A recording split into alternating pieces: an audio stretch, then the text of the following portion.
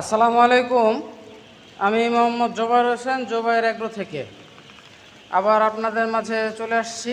ইনশাল্লাহ আমার কাছে রেডি মহিলা পাখি পাবেন, জাপানি জাতের।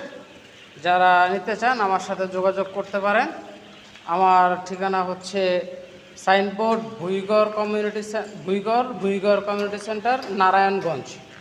অবশ্যই এসে পাখি দেখে নিয়ে যাবেন, ডেলিভারির কোনো ব্যবস্থা নাই।